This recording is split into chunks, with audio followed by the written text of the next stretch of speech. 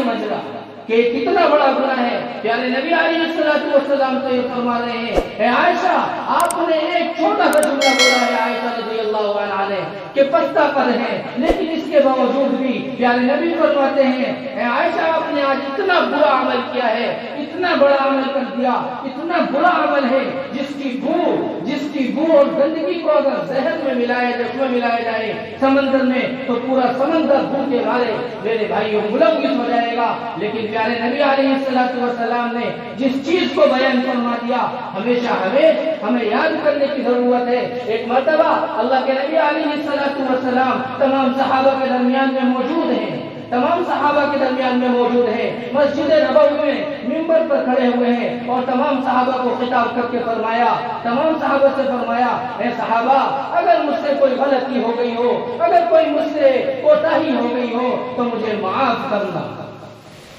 مجھے معاف کرنا. کیا تاجدار مدینہ سے بڑھ کر ہو جائیں گے ہم؟ کیا نبی علیہ السلام سے بڑھ کر ہو جائیں گے؟ پوری کائنات کو اگر میرے بھائیوں اکٹھا کیا جائے تو نبی علیہ السلام کے ناخن کی دھول کی برابر بھی ہماری کوئی حیثیت نہیں. پیارے نبی علیہ السلام منبر پر میں کھڑے ہیں اور فرما رہے ہیں اے صحابہ اگر کوئی مجھ سے غلطی ہوئی ہو تو اس کو معاف کرنا، اگر کوئی حق تلفی ہوئی ہو تو اس کو معاف کر دینا. کہیں ایسا نہ ہو کہ اس دنیا کے اندر تمہاری حق تلفی ہو، تمہارے حقوق کو میں نے مارا ہو اور میری آخرت میں پکڑ ہو. صحابہ رضی اللہ عنہم نے میرے بھائیوں جواب نہیں دیا. بہت دیر کے بعد میں پیارے نبی علیہ السلام سے ایک صحابی نے مجمع کے اندر کھڑے ہو کر کہا اے اللہ کے نبی علیہ السلام نے آپ نے ایک مرتبہ مجھے مارا تھا، آپ نے ایک مرتبہ مجھے مارا تھا. خیر صحابی رسول ہے، انسان تو یہ سوچیں گے تمام کے تمام نبی جب کھڑے ہو گئے اور کہنے لگے آپ نے مجھے ایک مرتبہ مارا تھا، آپ نے میری پٹائی کی تھی اور ایک ریپٹا میری کمر پر مارا تھا، مجھے یاد آ گیا. تو میرے بھائیوں بزرگوں دوستوں صحابی رسول نے جب یہ بات کہی تو پیارے نبی علیہ السلام نے مجمع میں کہا کہ بھئی آپ آ کر بدلہ لے لیں. اگر ہاتھ سے مارا تھا تو ہاتھ سے بدلہ لے لیں، اگر ڈنڈے سے مارا تھا تو ڈنڈے سے بدلہ لے لیں. پیارے نبی علیہ السلام کے صحابی بھی تو صحابی تھے. میرے بھائیوں وہ صحابی رسول گئے اور جانے کے بعد میں کہا اے اللہ کے نبی علیہ السلام جس وقت آپ نے مجھے مارا تھا، جس وقت آپ نے مجھے میری پٹائی کی تھی اس وقت میری کمر ننگی تھی، اس وقت میری کمر ننگی تھی، اس وقت آپ نے ایک ریپٹا میری کمر پر مارا تھا. لیکن ابھی دل کا تو پتہ نہیں ہے صحابی کا دل کے اندر کیا بات ہے، کس وجہ سے پیارے نبی علیہ السلام سے یہ سوال کیا ہے ابھی پتہ نہیں ہے کسی کو بھی. صحابی بیٹھے ہوئے ہیں لیکن صحابی نے سوچا پیارے نبی علیہ السلام سے جب انہوں نے یہ بات کہہ دی تو پیارے نبی علیہ السلام نے فرمایا اے اللہ اے صحابی رسول آپ کو جیسے میں نے مارا تھا ویسے ہی آپ اپنا بدلہ لے سکتے ہیں، میں نے تو اعلان کر دیا ہے، مجھے معاف کر دیجئے. پیارے نبی علیہ السلام نے کہا میرے اوپر چادر ڈلی ہوئی ہے، میں چادر کو ہٹاتا ہوں، آپ میرے ریپٹا مار دیں. میرے بھائیوں بزرگوں دوستوں پیارے نبی علیہ السلام کے صحابی رسول بھی صحابی رسول ہیں. کہنے لگے آپ اٹھائیں، کپڑا اٹھایا. اللہ کے نبی علیہ السلام نے کمر پہ سے اور کمر پہ مہر نبوت تھی، کمر پہ مہر نبوت تھی جس کی وجہ سے وہ اطمینان نہ سکے اور صحابی رسول نے فرمایا اے اللہ کے نبی علیہ السلام مجھ سے گستاخی ہوئی ہے، مجھ سے غلطی ہو گئی، مجھے معاف کرنا، میں صرف مہر نبوت دیکھنا چاہتا تھا اور بوسہ لینا چاہتا تھا، اس وجہ سے آپ سے میں نے کہا. میرے بھائیوں بزرگوں دوستوں کیسی باتیں پیارے نبی علیہ السلام بیان کر کے چلے گئے جس کے بارے میں نبی علیہ السلام میرے بھائیوں پوری دنیا کے رہبر، پوری دنیا کے لیے ہدایت بن کر آئے. آج ہمارا ادنا سا ہمارے پاس کچھ آ جائے تو ہم لوگ اپنی حیثیت کو ایسا سمجھتے ہیں کہ ہم سے بڑا کوئی نہیں ہے. ہم تو معافی مانگنا بھی نہیں چاہتے. اگر کوئی انسان معافی مانگ رہا ہے، اگر کوئی انسان کسی سے معافی مانگ رہا ہے، اگر اس نے معاف نہیں کرا تو میرے بھائیوں یہاں سے اس کی حق تلفی نہیں ہوگی کیونکہ اس بندے نے اس سے معافی مانگی تھی لیکن اس نے معاف نہیں کرا، یہ اس کی غلطی ہے. تو اللہ تبارک و تعالیٰ فرماتے ہیں ایسے بندے کو میں بھی معاف نہیں کروں گا.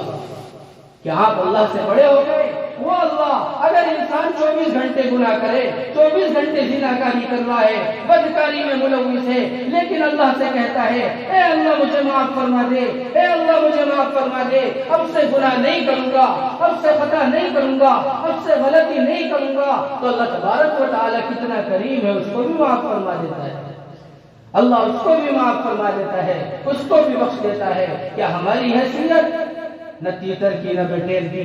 میرے بھائیوں، ہم تو یہ سمجھتے ہیں کہ ہم سے بڑا کوئی ہے ہی نہیں۔ کبھی یہ بھی سوچنا کریں کہ اللہ تبارک و تعالیٰ نے ہمیں پیدا کس چیز سے کیا ہے، اللہ تبارک و تعالیٰ نے ہمیں بنایا کس چیز سے ہے۔ کبھی اپنے اس کو دیکھیں تو صحیح۔ آج ہم لوگ یہ سوچتے ہیں ہم بڑے ہو گئے، ہم سے سلیقہ آ گیا، نماز پڑھنی آ گئی، زکوٰۃ کے مسائل آ گئے، روزے کے مسائل آ گئے، نماز کے مسائل آ گئے۔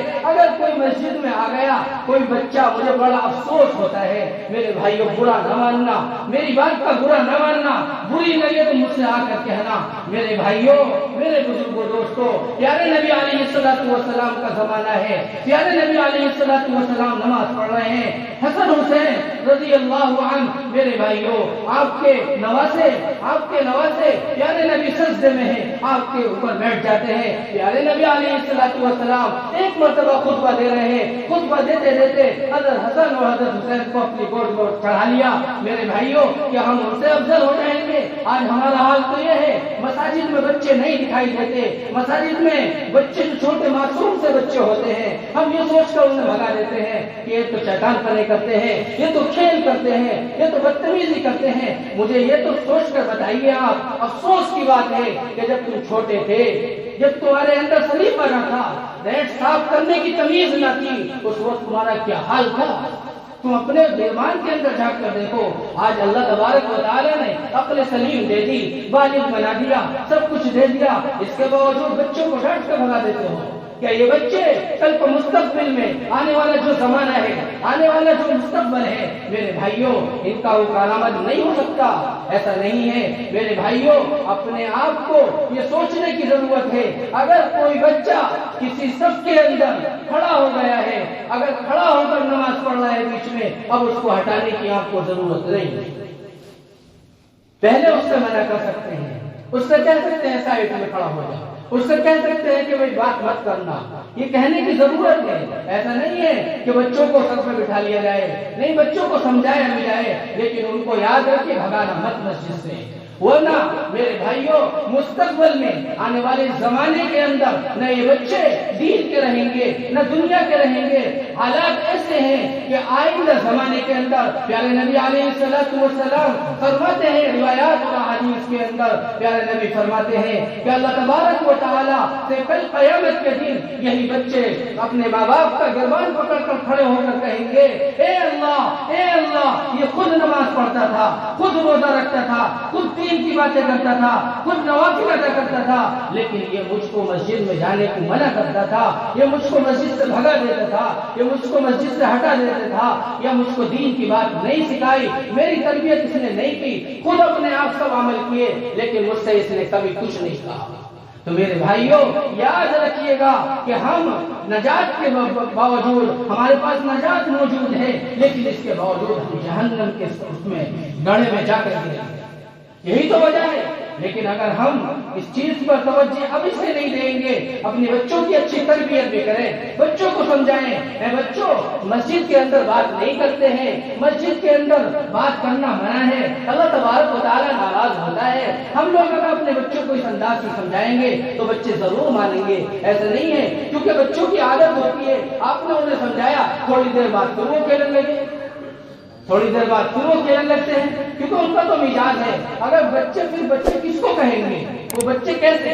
ہمارا تو کام سمجھانے کا ہے، ان کے سمجھ میں آ جائے تو بہت اچھا، نہیں سمجھ میں آئے تو پھر سمجھا دیں۔ میرے بھائیوں، بزرگوں، دوستوں، دعا کریں اللہ عمل کرنے کی توفیق عطا فرمائے، شریعت کے مطابق زندگی گزارنے والا بنائے، نبی علیہ الصلوۃ والسلام کے طریقے پر چلنے والا بنائے۔ وآخر دعوانا ان الحمد للہ رب العالمین۔